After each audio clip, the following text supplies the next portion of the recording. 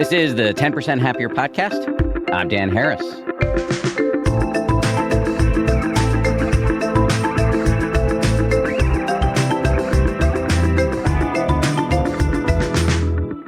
Hello, everybody.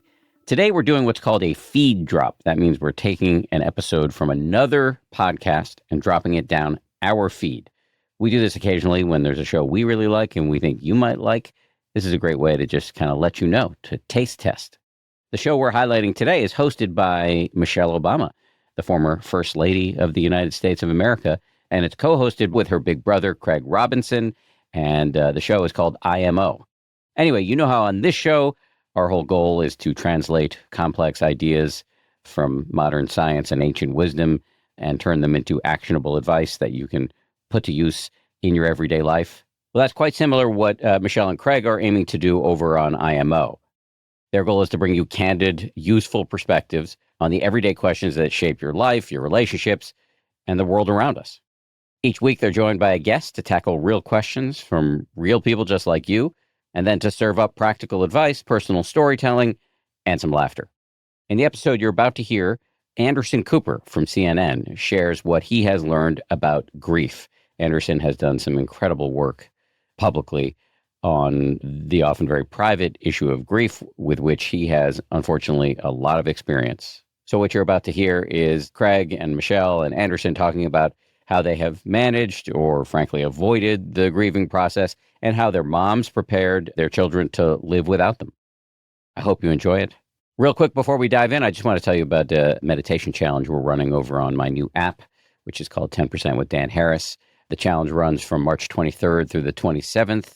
It's a 5-day meditation challenge inspired by my new Audible original. It's an audiobook called Even You Can Meditate, which I co-wrote and co-recorded with Sebene Selassie, my friend, the great meditation teacher. Here's how the challenge will work. Every morning, you'll get a new guided meditation from Seb. And then twice during the course of the 5 days, Seb and I will do a live video meditation and Q&A session where we can all practice together and you can get your questions answered. There's no need to register. It will be available exclusively on the 10% with Dan Harris app. So head to danharris.com to join us. All right, we'll get started with Craig Robinson, Michelle Obama, and Anderson Cooper. And just to say, you can get more episodes of IMO wherever you get your podcasts. The only connection to the Vanderbilts I had as a kid, my dad once took me to Grand Central Station, which was founded by Commodore Cornelius Vanderbilt, who was not a nice guy.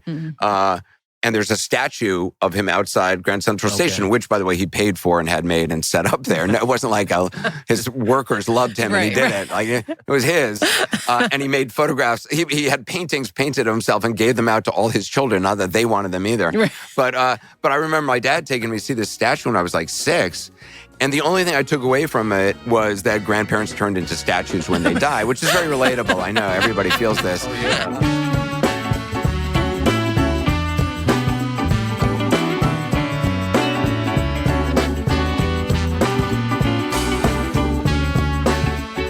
Mish.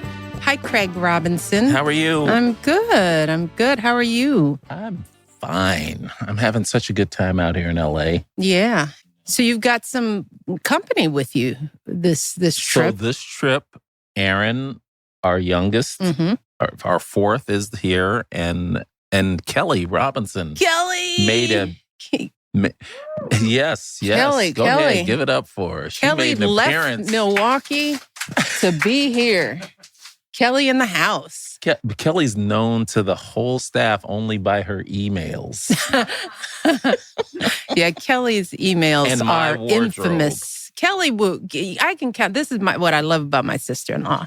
Details, you know? Yes. There is no detail, which is why I don't communicate with you. No, you have don't. no information. You give nothing. If I want to know what's going on, I'm like, excuse me, Kelly. Tell me what's happening in your life, and I will get the rundown, right? You will. You will. Your wife is like, I tell her she's, I'd hire her in a minute as a chief of staff to run anything, any office, any project. Well, you'll love this because, we Aaron and I have been staying in our Airbnb, which has been terrific. Have a normal life while you're away for a week. Cooked breakfast this morning. What'd you make? So We as in... No, Aaron and I. Oh, okay. Aaron and I. So we boiled eggs last night so we could have that, our... it's soft- always... He says he's cooking breakfast. Like, everybody here knows. I cooked breakfast and he boiled some eggs. I haven't gotten to the finish all right. with it. We had to fix some other things to go with the eggs. And like don't toast. say... Don't say toast and fruit. And toast and fruit. And Aaron made himself waffles. Oh, now that's... Frozen. Oh, well. In the toaster. Okay. All right. But, well, we're two bachelors. We're two bachelors. Two bachelors living life in your Airbnb. Life. We're living life. And so... Did you have to rent a car this time? No. We haven't, but Kelly, of course, rented a car because she figured out that was cheaper than taking Ubers. So. And that's the other thing about Kelly. Not a penny wasted. Not a penny. It's like, she knows the cost of Uber. She's calculated. Priced out all the Uber trips that are going to be taken in this trip and decided we're renting. Yes. We're renting a car. Yeah. It's better. Yeah. But if we could rent a car that we wanted, I would have rented a Rivian. They're sleek and clean. And Kelly's just now starting to drive the Rivian. Are you now? Is she Kelly's getting in on the Rivian action? Yeah. Our listeners, as they know, Rivian gifted both of us cars this past year, and we've had fun driving them. Well, we've got a great show, great guest. Yes. Someone who so many of us know. He's been in our living rooms for good or bad. Yeah. For most of our lives. Doing the hard work of telling us what's going on in the world. Anderson Cooper is with us today. Yes. Anderson Cooper, who is the anchor of CNN's Anderson Cooper 360, host of The Whole Story with Anderson Cooper, and the popular grief-focused podcast, All There Is with Anderson Cooper. And I'm really interested to talk to him about that. Yeah. He is also a regular correspondent for CBS's 60 Minutes, which is on in the Robinson household every Sunday right before we watch the evening football game.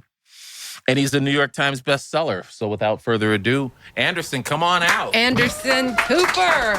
How are you, sir? Welcome to IMO. Thank you for being here. Welcome to IMO. Thank you very much. Great to see you. Thank you. We're kind of dressed the same colors. I'm not sure what that you all says didn't. about me, given your fashion sense, but it's a little alarming, actually. That's good. You guys look cute. This is very close. It's very close. Yeah. Yes. But I like your style.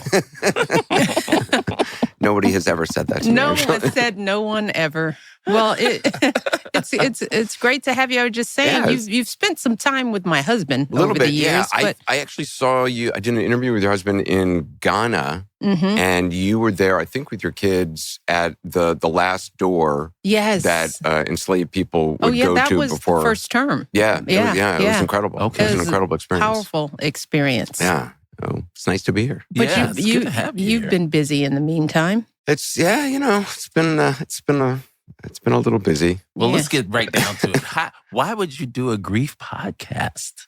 It started, my mom died in 2019. She was 95. Okay. And she was the last person left from my family. My brother had died by suicide when I was 21. He killed himself in front of my mom. And my dad had died when I was 10 of a heart attack. And so grief I'd kind of known loss early on, but so my mom was the last. And I was kind of I was prepared for it. She lived an extraordinary life, and we were very close. But I suddenly found myself going through all the things that she had left behind, which is a process all of us will go through at some time in our life, unfortunately. And turned out to be also all my dad's things and all my brother's things, which my mom could never go through. She could never bring herself. So I found it to be such a lonely and overwhelming experience of, I don't know. I hadn't heard people talk about it. Right. I obviously knew it as an intellectual concept. This is something that happens, but my mom saved everything. And I just, the way I deal with things is I tend to kind of narrate them from a distance in my head. And I just started recording stuff on my phone. And then I thought it's weird that there's not more stuff out there about this process that is so universal.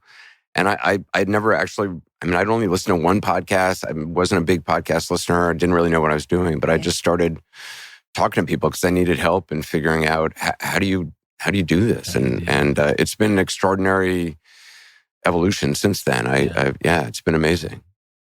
Wow.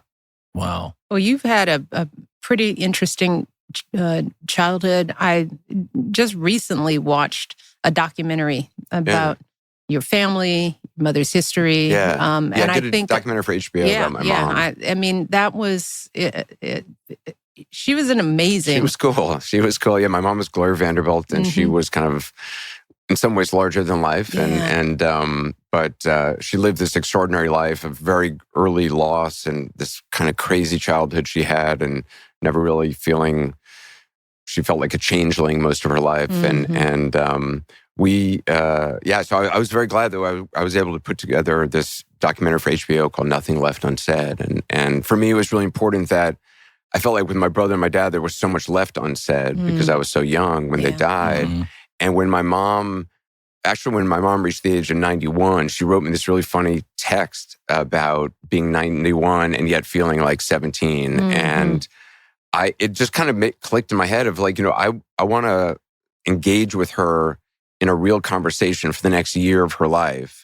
And, because I think so often we know our parents as our parent. We don't necessarily know them as a human being. And it's only afterward we kind of realize, wow, there's all this stuff we don't know about them. So I asked my mom if she would like have this intentional conversation with me for a year, which she was thrilled about because it meant I would be talking to her a lot. And we did it over email and phone. And we ended up making into a book called The Rainbow Comes and Goes. Okay. And then we made this documentary called Nothing Left Unsaid. And it was really important to me that when she died, she knew me and I knew her, and there was nothing left unsaid between us. There was no, there were no secrets. There were no things, I wish I had said that.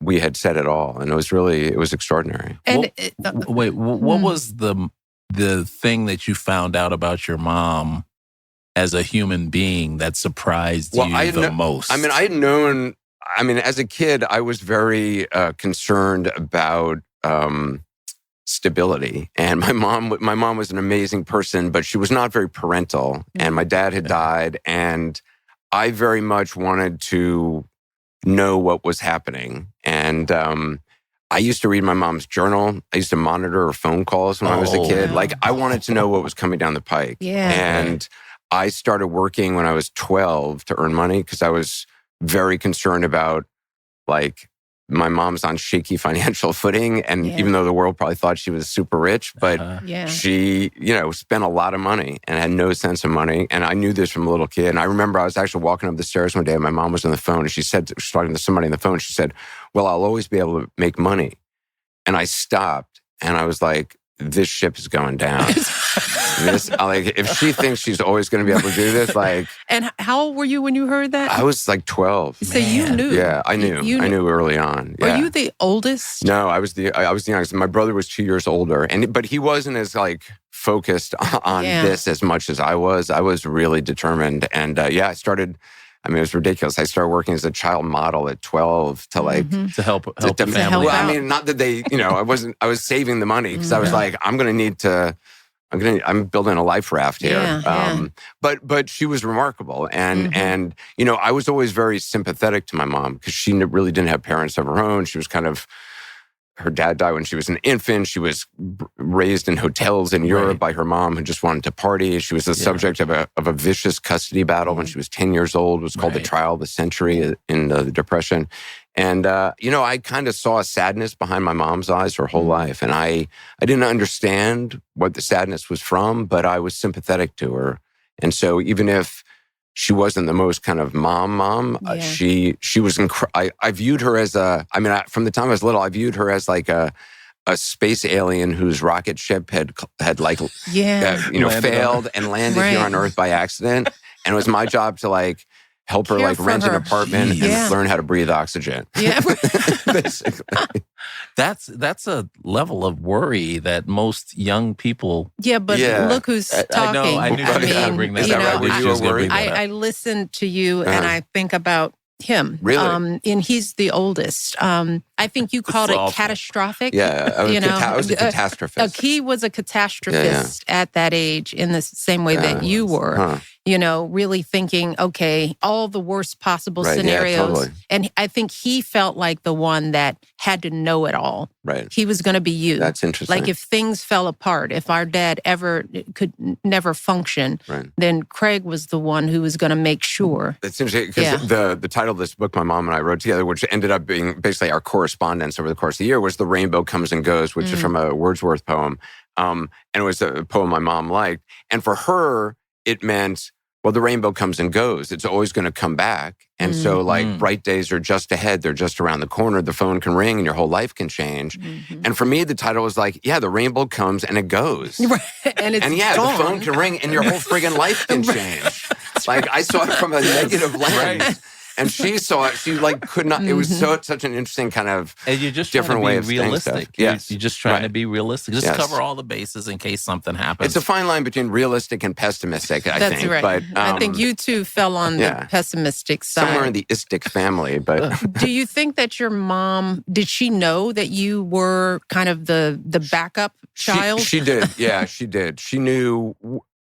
I didn't really know my mom so well. My dad was such a present dad, and she didn't really know how to be a parent. She loved watching parenting. him, being a father, and she had never had a father.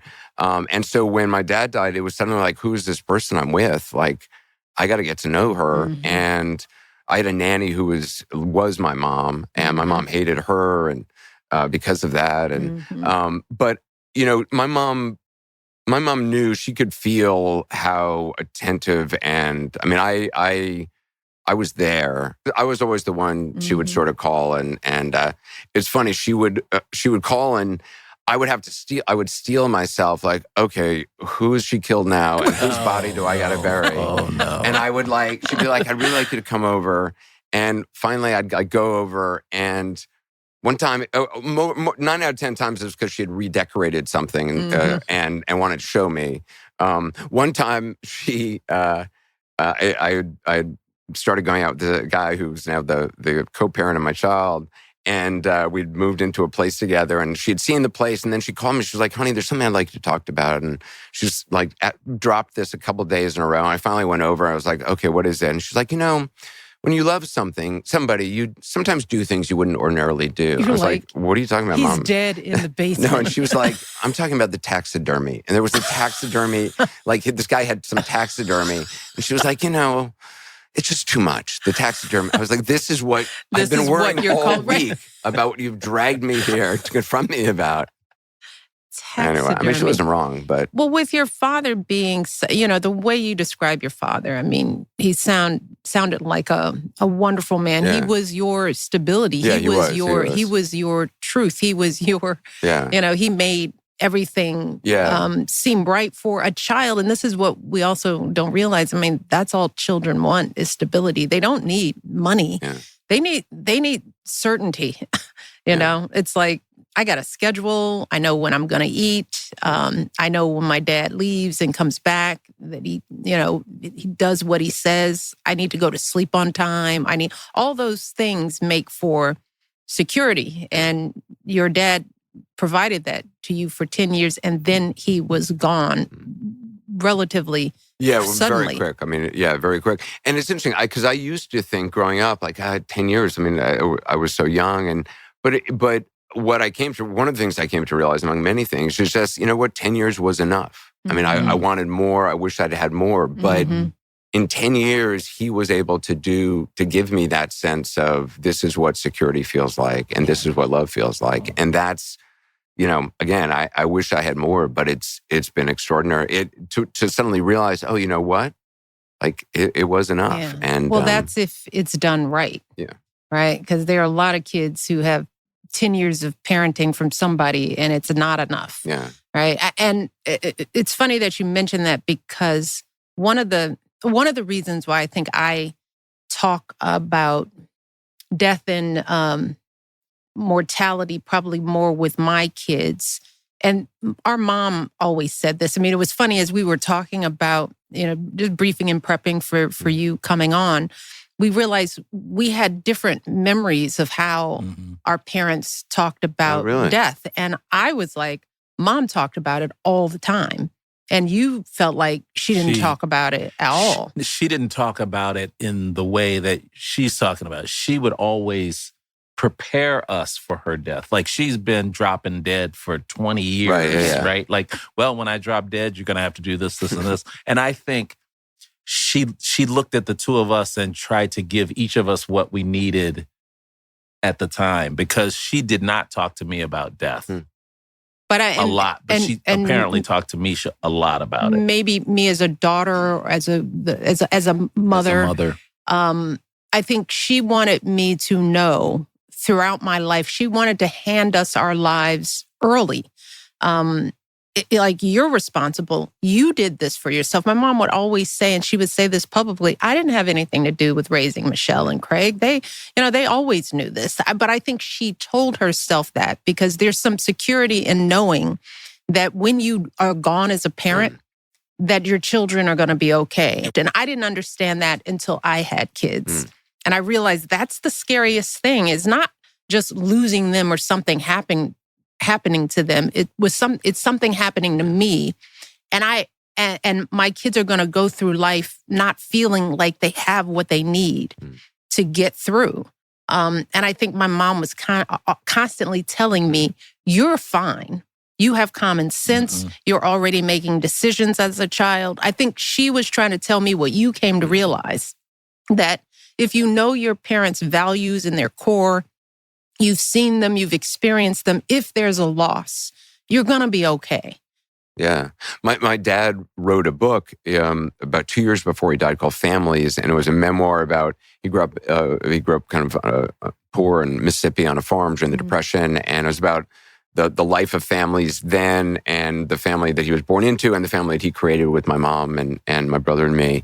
And it's really a letter to my brother and me that he wrote, knowing there was a good chance that he would die. His dad had died at 50. His dad before that had died at 50.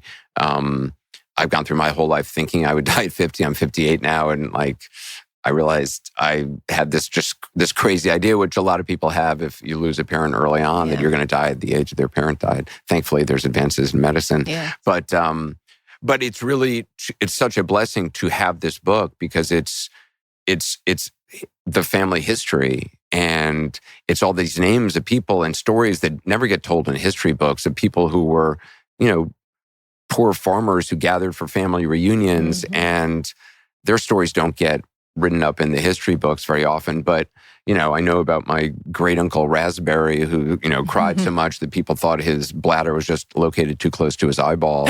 And all these kind of obscure, characters that might be like the opera of my dad's childhood on this farm.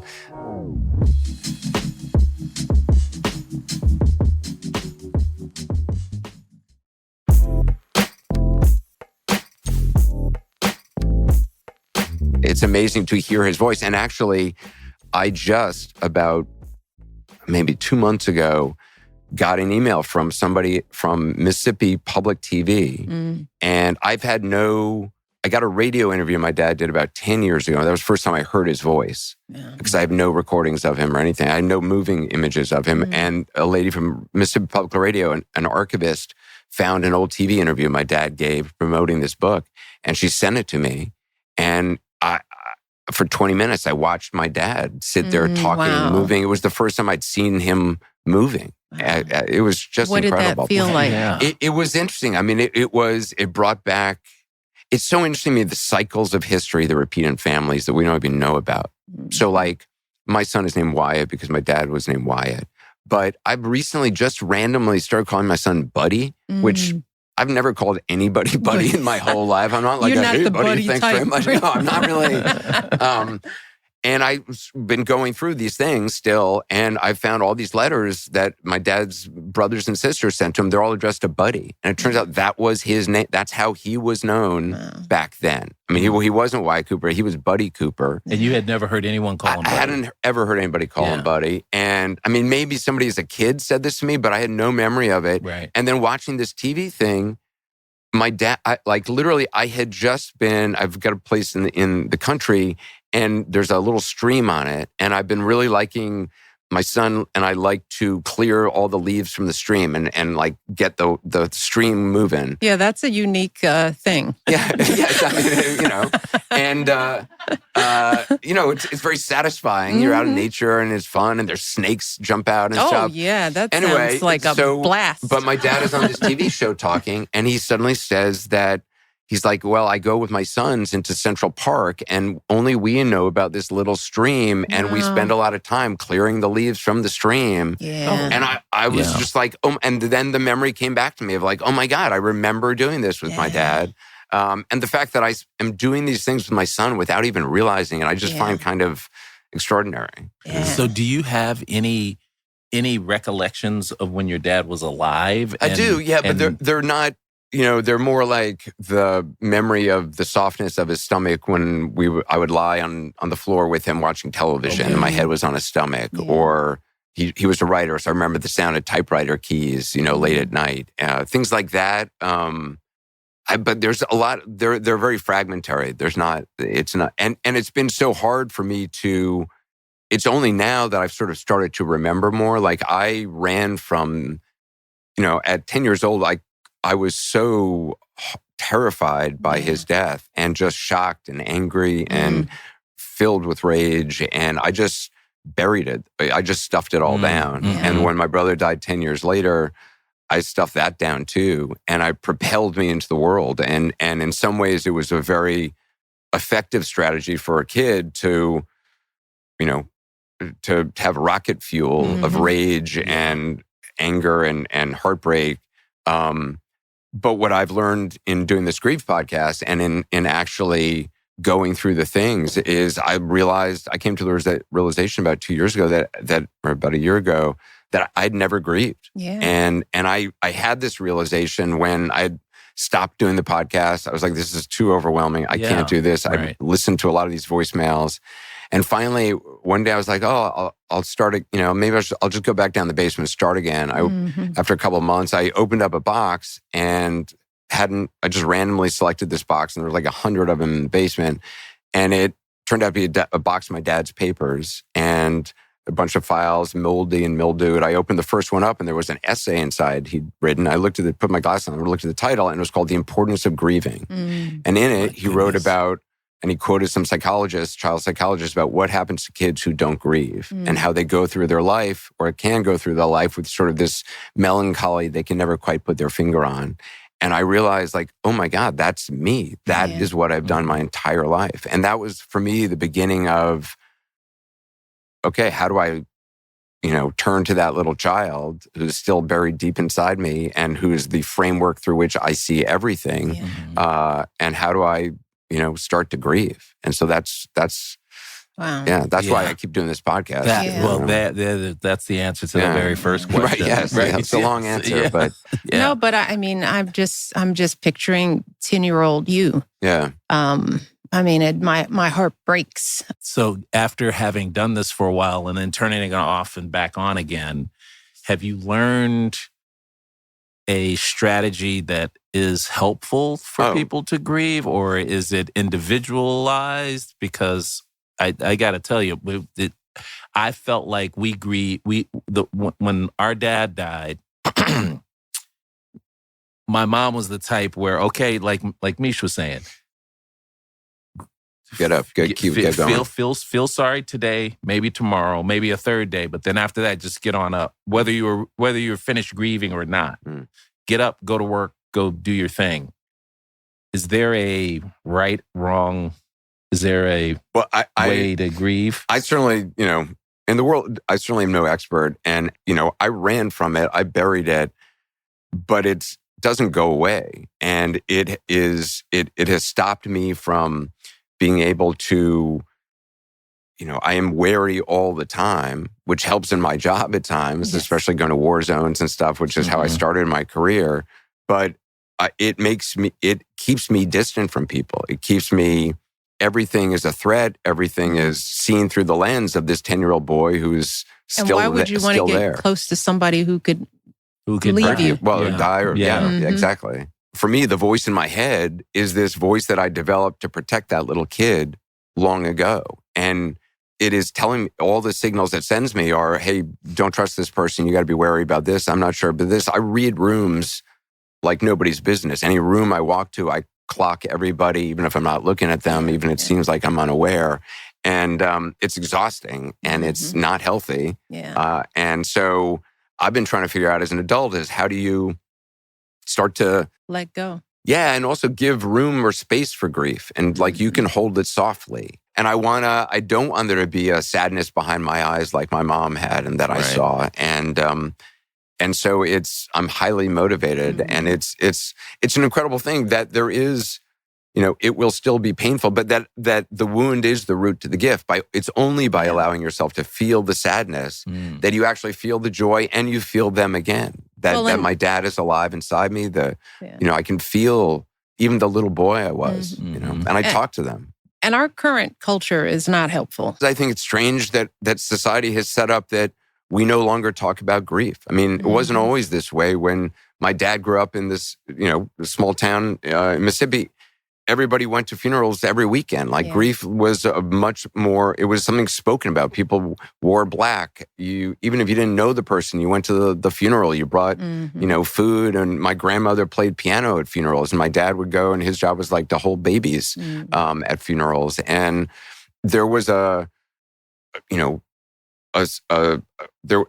was more of a commons of the soul. There was more of a community aspect to grief that has been shunted aside as taboos changed. It used to be you couldn't talk about sex, but death and grief you talked about. Now you can talk about sex, but you can't talk about grief. It's a weird shift. And grief is a ritual. We're losing a lot of ritual. Absolutely. Too, and rituals are so important, which I had never really thought about. Francis Wellers, this writer I mentioned, he does grief rituals, and he did a small ritual it was about 200 people in this room, and there were bowls in each corner with stones in, and you could take a stone and basically whisper the name of a loved one, and then you would put it in this bowl with water with all the other people's stones, and at the end, all the stones were collected. And I kind of was like, I don't know about this. This seems kind of cheesy to me. And in 5 minutes, I was like weeping over my stone. I mean, it was incredible. And I'm trying not to be a person who displays emotion in public. But like, they're all, it was a beautiful, everybody was into this. And so I was like, all right, I'll go pick up a stone. And suddenly I'm like, oh my God, I need another stone. And like, finally they were like, Anderson, enough with the stones. Like, you got to move it along, kid. But it was incredible. It was really incredible. And I think there's tremendous power in that ritual and communal aspect of it. And respecting aging. We don't do it well. We don't celebrate the moving on into that stage, which should be beautiful, of wisdom and knowledge, where retirement is honored. We didn't have nursing homes and senior centers because families reincorporated. You didn't lose the elderly. They stayed with you. They became a part of the fixture. They were, they played a critical role in not only the family unit, but the community unit. I think of just a crazy example when I was a young attorney and I was a first year and I worked for a big law firm.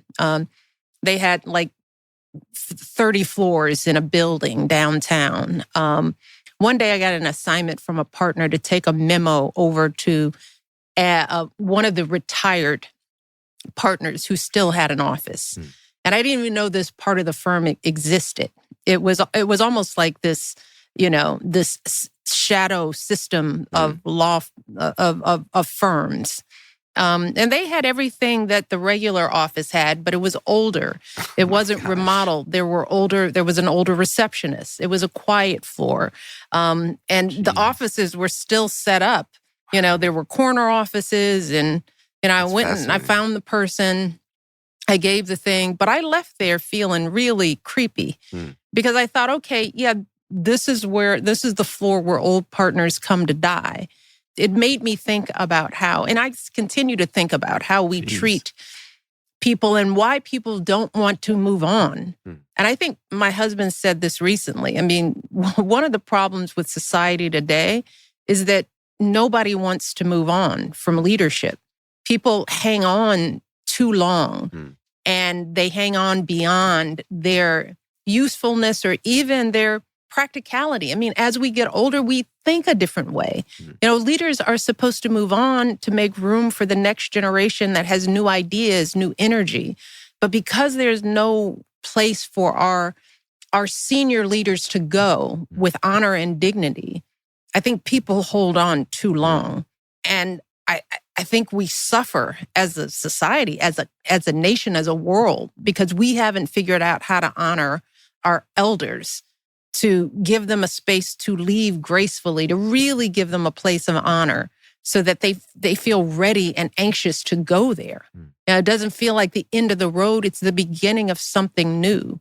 And we don't do that well in America or in the world, quite frankly. And I think people are I think younger people especially are just sort of freaked out by, scared by the aging process, don't want to deal with it, and so shunt it aside. Just as I think with grief, oftentimes when, somebody in your office has lost a loved one and they come back after, 2 days of bereavement relief or whatever ridiculous, some tiny amount people are given, and people don't know what to say. And think sometimes, and I hear this all the time from listeners of the podcast, people either don't say anything because they think, I don't want to, maybe they think, I don't want to, bring this up and upset the person, as if it's not constantly in that person's head all the time.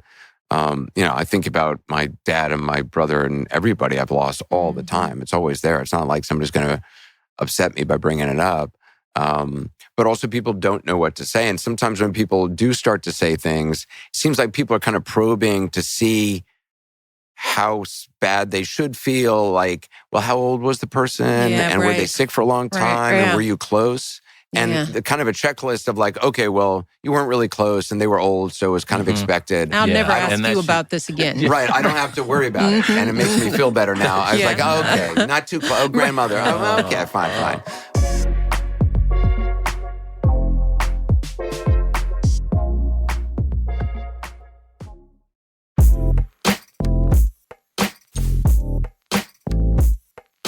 I have a question because I think you've talked to so many people through your show or connected with so many people. What would be the first thing you would say to somebody who had lost someone when you ran and walked into work? Because and it's okay if you don't have an answer. No, I have people all day long now. The nice thing about doing this podcast is I have people. I mean, I flew from New York to LA this morning. I had 2 people in the airport stop me and tell me about somebody they had lost. Anderson. And it is, it's beautiful. It's the most real conversation you can possibly have. And the fact that they took a moment to tell me about their loved one. And I asked them the name of the person.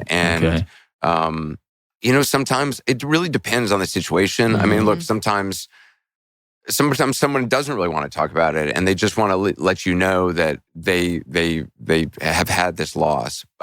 So a lot of it, I think, is kind of just getting a sense from the other person. But, sometimes I generally won't ask, well, what did they die of? Yeah, or how old were they? Or tell me what happened. I'll usually ask like, how did you meet? How'd you meet your husband? And immediately someone smiles and has this story of like the first time they met, or something that brings up that lets the other person know you're interested and you care, and yet also that maybe allows them to touch for a moment that person and feel that person for a second. I think that's the most powerful. It again, I think it largely depends, though. Yeah, I feel like such a schmuck. Sorry, Mish. I feel like such a schmuck because of the way I deal with grief. I put on the person who's grieving, right? So I'm very perfunctory. Well, how so? Yeah, what do you mean? This is exactly how so. Okay. Sorry for your loss. Right. That's like the go-to when you want to say something, but you don't want any more facts. Right. And that's me. And just hearing you say, asking more questions. I'm like fearful of doing that. Fearful that it's going to upset them because it's or is it going to be a upset tsunami. Upset You. Yeah. That's why I feel like a schmuck, because I'm thinking about myself this whole time. Yeah. When I see your reaction to how moving this is for you, I'm like, Dad. Oh, the question is, have you grieved? Well, in my opinion, I've grieved the way I thought I would grieve, which is, okay, I had my 3 days and then off back to work, right? There are times, and Kelly knows this, where something will remind me of my mom. Yeah, and you can't talk. Yeah. And that's probably why I don't say stuff to people. Because before it would be something remind me of my father. And then when it got far enough away, I was like, all right, I'm better now. Right. But I mean, I got to tell you, for somebody who's grieving, to have that interaction with you and to see the tears in your eyes as I'm seeing right now, that would be an extraordinary moment to share with someone you may never see him again. Never see him probably again. won't. Yeah. But you've had a genuine connection with another human being about the most important fundamental thing, which you both share, even though you don't even know that person's name. Yeah. But did you, when my mom died, I was ready for her death. What I wasn't ready for was the realization that I'm the last one left. And that hit me.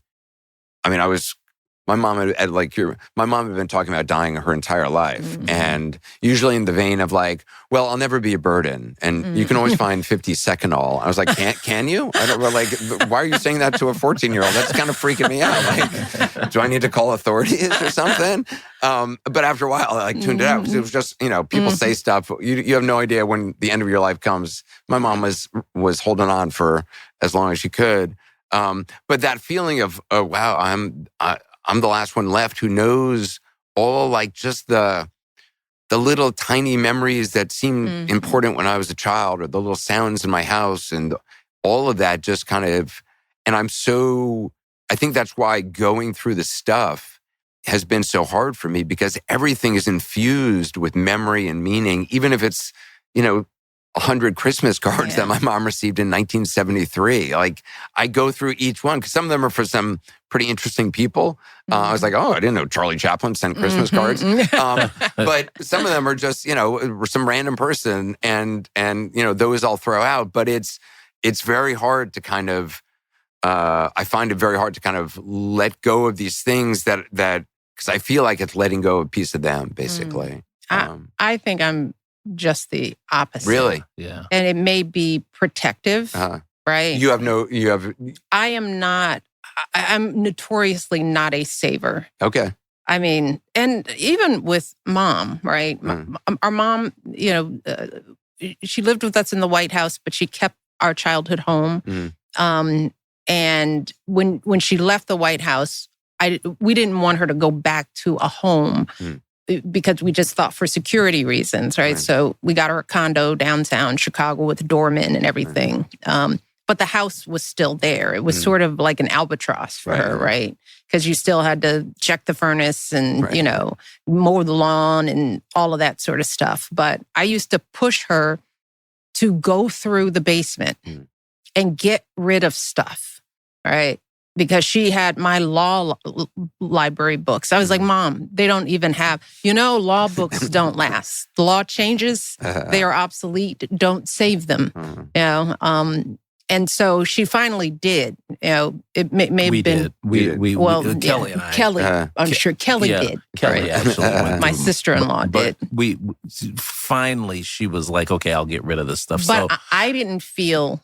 You didn't feel attachment to that. Interesting. Because I just felt like that's a lot. Yeah. And I didn't want to do that. Yeah. I didn't want to be in a position where my mother would be gone and then I would be left sorting through all of that stuff. Now, Kelly did that for me. And maybe my sister-in-law will have a harder time. It was just as hard for her.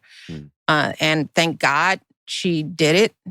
But I don't think I would have, and I didn't want to have that work left to do. Do you think if you had gone through that thing, that it would have been emotional for you? Or yes. It would have. Yeah. And it might have helped with the grieving process. So was not wanting to go through it, not wanting that emotion, or just this is incredibly inconvenient and like this is who wants to spend however 100 hours? I think it was probably a little bit of both. And really, you have to remember, my mom was still alive. So when we were going through stuff, she was like, throw that away. Don't throw that away. You should keep this. And we finally got it down to that's a nice way to do it. Because she tells you the stories. Yes. It was a better way to do it. But then when she died, she still had a bunch of stuff, and we just like took it all to our house. And then what we're trying to do is not have it so that when we die, our kids take it to their house, right? But I will say that you got across to Mom because she was at a point when she was still alive, still living on Euclid, where she was like, come on over. Euclid is the place we grew up in. Come on over. Let's get rid of this stuff. And I think we got rid of just about everything. And that's why we probably can't find your spiral notebooks. I know. My mom had a storage unit in Queens that she had never been to. Oh my God. And she would just send stuff to the storage unit. See, we didn't have that. I didn't believe it. I don't to this It's day like when believe they in a told you that storage they unit. sent your dog to the farm. Yeah. My mom would send stuff to the storage unit. And like sometimes, like 20 years later, she'd be like, you know what? There's this chair I remember. And she had a lady named Nora who'd worked with my mom for 60 years as her housekeeper. And Nora would schlep to the storage unit, find this chair, bring it back. And my mom would embrace it like it was a long-lost child for a week and then be like, it doesn't work anymore. And the chair would go back. So like it was just, it's like the last scene of Citizen Kane where there's this warehouse and like they're just going through it, throwing things in the fire. Yes. Well, I mean, I think you said this earlier. It's like there's not one way to grieve, right? And I can imagine for your mother, whose childhood was so precarious, like she didn't have one. She didn't have a parent, you know, and the parent that she had through the custody battle, they took her from the woman that, I mean, I just hear her story, it's a crazy I story. grieve for her. And going through my brother's, I remember that killed himself in front of her, going through his things it was impossible for her. Absolutely. So I can understand her, like that chair, like that's a memory. Right, that's like the thing that she didn't have lessons. Right.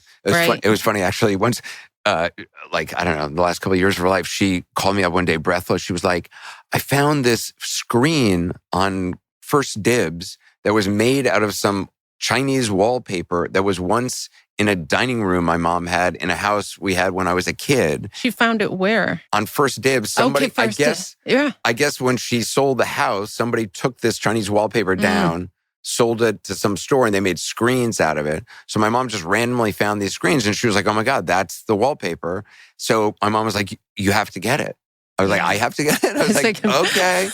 And they turned out to be like crazy expensive screens. I didn't know screens were so. I was like, It's like a screen. What are we screening? Who uses screens? Like, what are we doing? We're not hiding. Anyway, she was like, you really got to get it. It means so much to me. So I was like, okay, fine. I got it.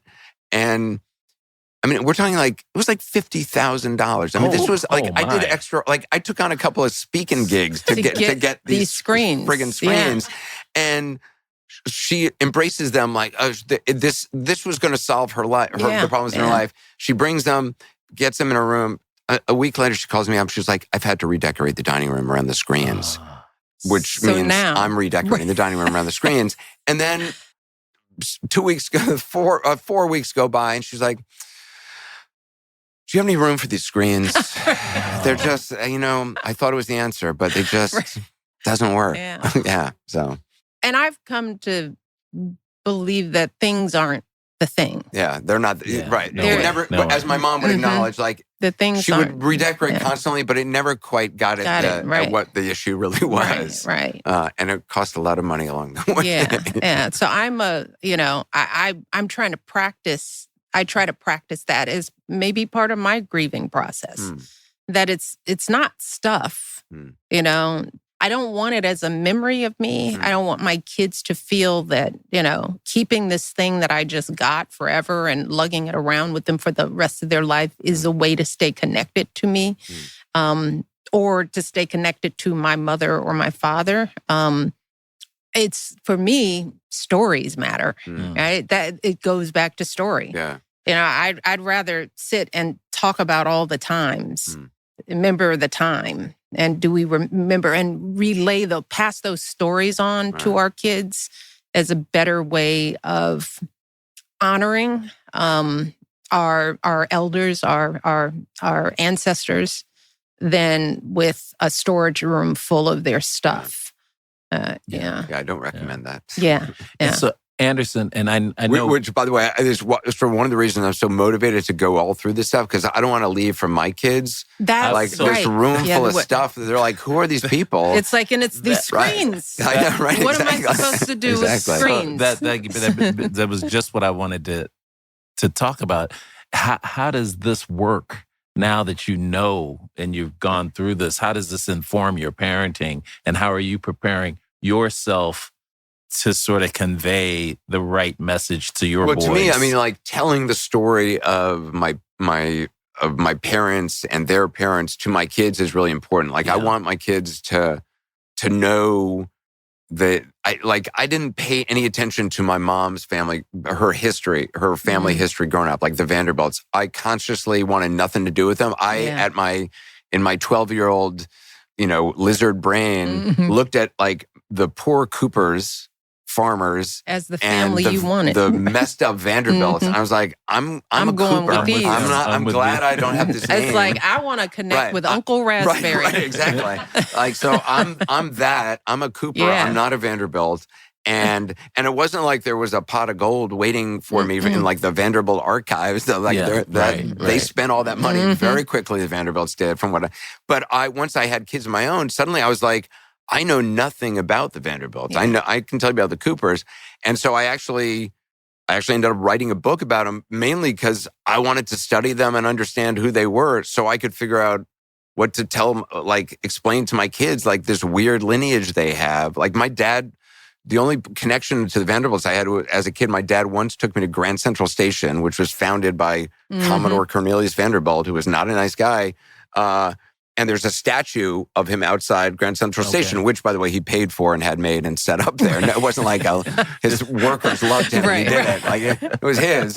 And he made photographs. He had paintings painted of himself and gave them out to all his children. Not that they wanted them either. Right. But I remember my dad taking me to see this statue when I was like 6. And the only thing I took away from it was that grandparents turned into statues when they die, which is very relatable. I know everybody feels this. Oh, yeah. We all have. Yes, who among us has not made that mistake? But I know Andy Cohen makes fun of me. Anytime I tell a childhood story, he's like, oh, the Vanderbilt boy.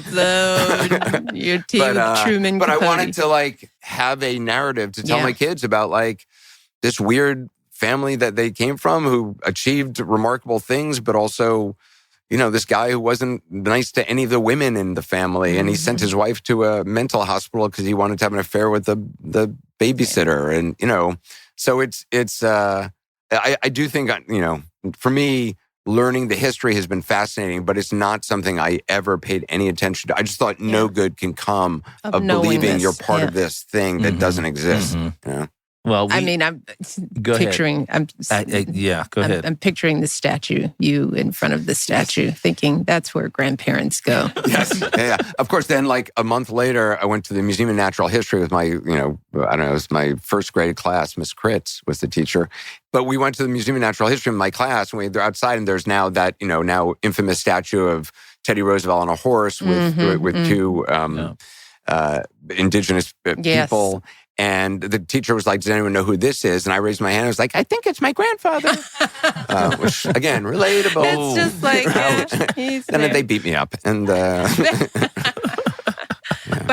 the thing that I like, I know we've got a listener question, and we'll get to this, but when I saw the documentary of you and your mother having those conversations, that's the thing that I would encourage people 100%. to do now. It's like collect those stories, have those conversations now. I mean, grief is a thing. We have work to do to understand it, but there is just so much power in getting to know your own story And while those people stories are are still not alive. being passed on. They are not. And, with each generation, the details fade away more and more. It gets a little murkier, and you don't know who was that. And, Right. in our family, it's like, well, were they really a part of our family? Right. Is that a real cousin, or was that a play cousin? It's a, you want to know all that stuff. Yeah. And that's work. That's better than having a storage locker full of stuff. Because it does, I will tell you, once I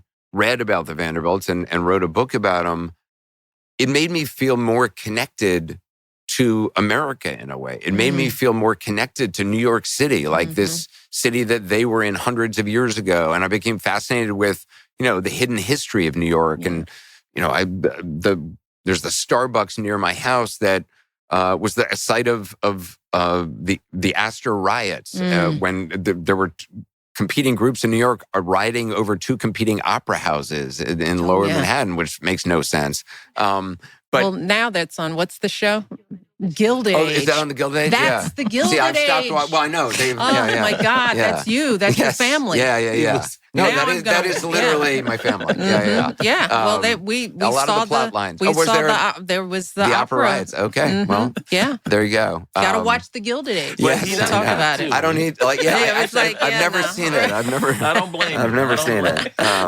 It hits too close to home. You're right. Their portrayal of dear Grandpapa. That's not right. Shocking. That's not Shocking, right. The country home is never that small. Hey, we catastrophists can only take so much. Exactly. Right. But it did make me, and knowing my dad's history, and I did the Skip Gates Find Your Roots show, which was incredible. But it makes you feel more connected to the world and to where you are and to your community, and it just makes you feel grounded in a way that I think so many of us don't grow up feeling grounded to our surroundings. Yeah. We're kind of floating through. Yeah.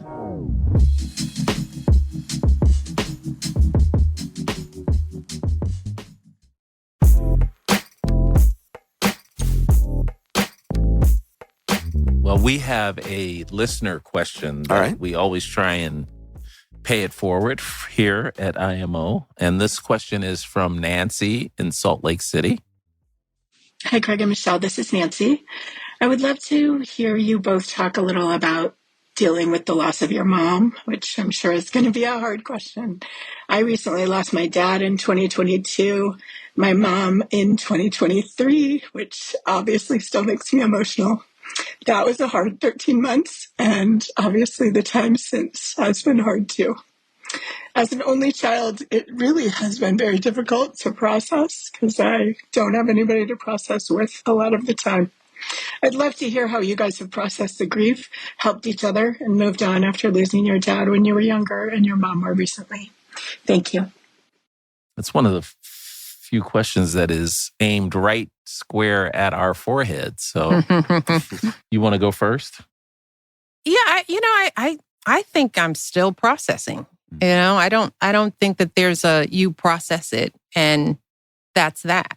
And I'm learning that there's no need to have processed it. I mean, I don't want to process my parents' lives and feel like I can pack it up and that's that. Now that, their memory, they are in my head every day.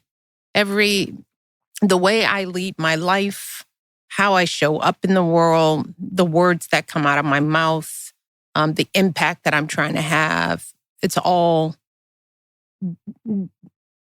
because of that memory, and the loss is a part of it. So I don't want to. I'm still working that through. Are the memories tinged with sadness because of the loss, or is there distance that you can look at it without the? It depends on the time of day, right? I mean, there are plenty of times when we sit and laugh. Our family is laughter. That's one of the ways we deal with grief. We sit and tell stories and we laugh about it. And then there are times, just like Craig, that feeling of just the mention of their name, it can't come out. And it's not sadness. It's just like, it's grief, you know? Missing. It's missing more than anything. And that hasn't gone away. It doesn't go away. Our dad died. It's been 34 years ago. And look, I'm speaking all the time and I get interviewed all the time. And there's always what would your dad think of?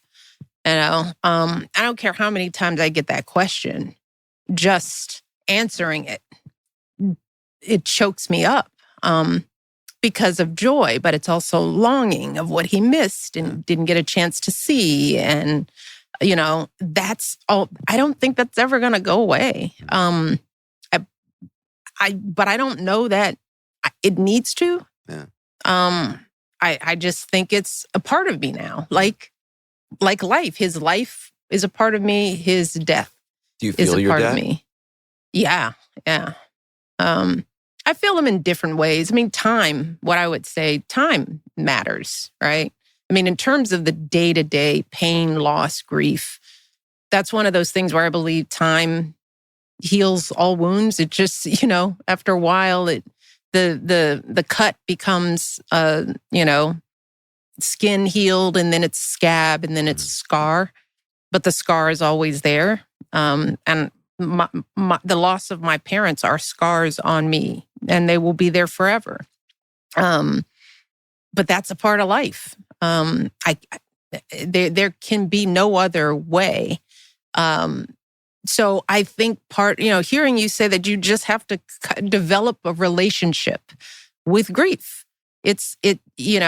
The goal isn't to grieve and have it gone. It's just like, this is now a part of my life. I had the blessing of having these two amazing people whose loss I feel. And I couldn't have that without, the loss is a part of having them. Yeah. So if I had to do it all again, I'd choose to have them and go through the loss. But do I ever just feel like, whew, that's done? No. Some days I do. Some days I don't. I would say to Nancy and in this discussion, my parents, my mom particularly, because my dad died first, she did a really good job of, well, first of all, my parents did a really good job of loving us unconditionally, right? And letting us know they loved us. There's nothing better than that, especially when you lose one early, because my mom did a really good job, and you'll remember this, and some people have heard me tell this story.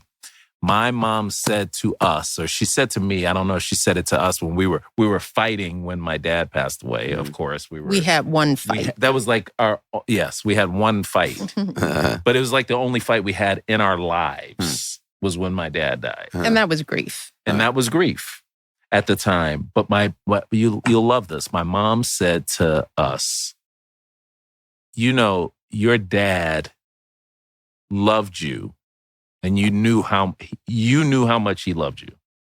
And he knew how much you loved him.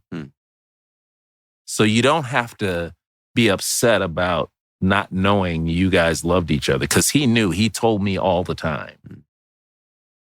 And that eased my pain. I don't know about you, but it eased my pain. And it made me sadder at the same time.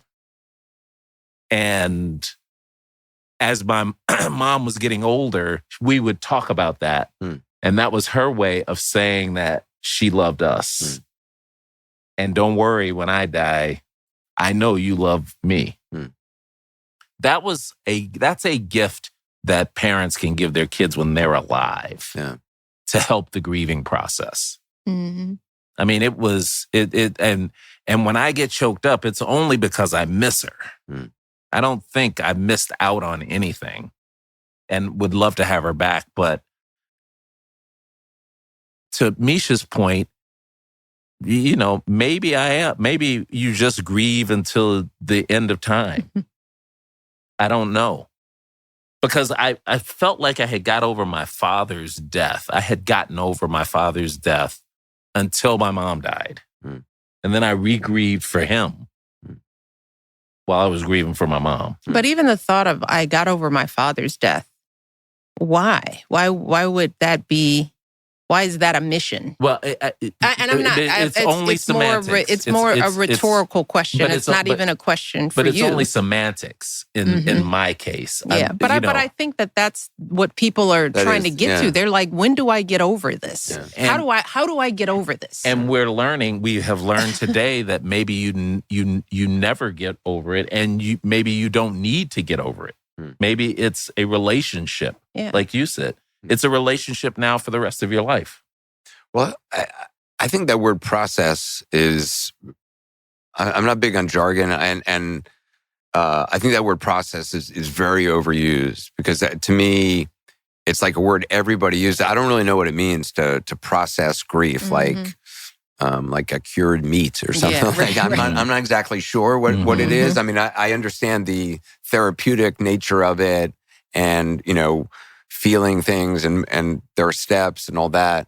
But I think a lot of people I hear from will say, okay, there's steps you go through and you process it, and then suddenly you find yourself back at step one because you hear a song, and it takes you right back to you're a kid again. I ran from this stuff for so long. I know what it is not to process and to try to push it down, and it doesn't go away. And I know I feel better. It's harder feeling, but I like feeling, and it makes me more able to feel your sadness and to feel your sadness, and I think that's a bond.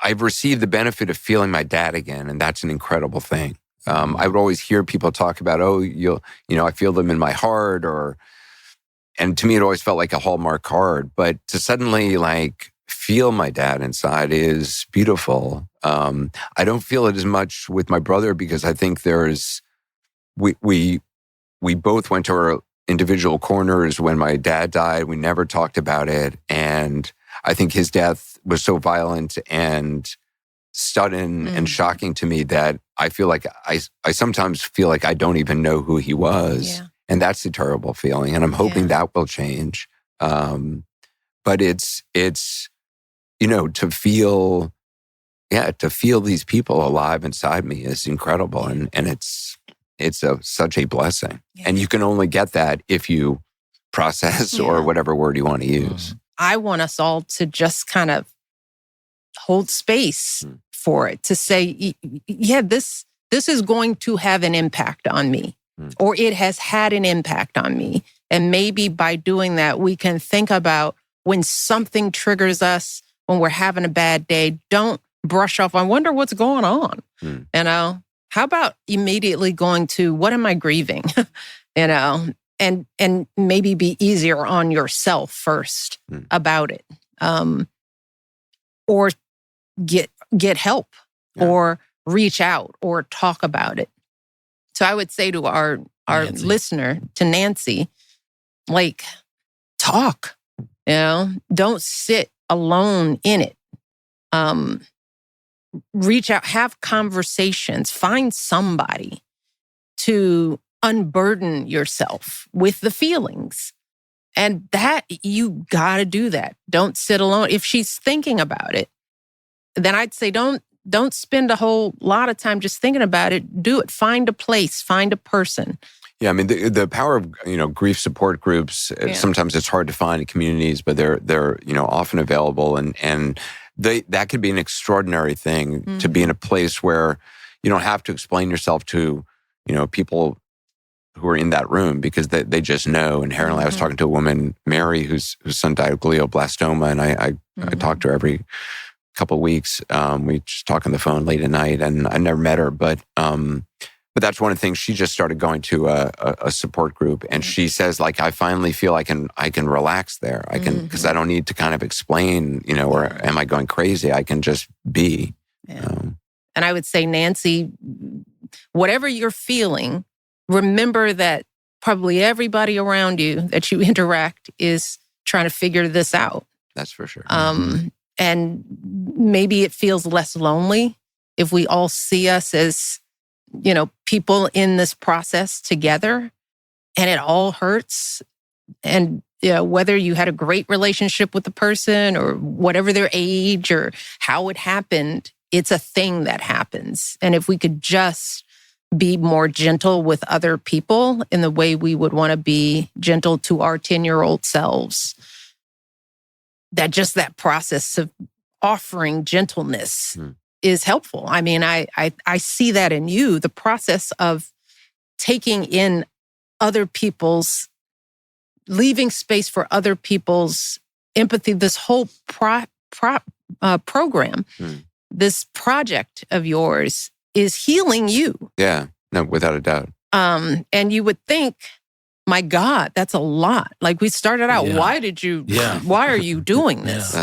But we're ending this conversation wondering, like, what a gift you have that you have this healing experience happening, which ends up being you holding space for other people. That's a lesson. That's the power of kindness and empathy. And we need to be thinking about that in these times. And all you can do is, once you leave somebody, is to live a life worthy of theirs. That's how I think about it. My grieving is my life. It's like I'm honoring Marion and Fraser by showing up every day in a way that would honor them. And I think that's, it's better than tearing shit up. They would be very proud of you. Yeah. Thanks, man. Anderson, thank you, man. This It was a pleasure. It was really lovely. really neat. Really neat.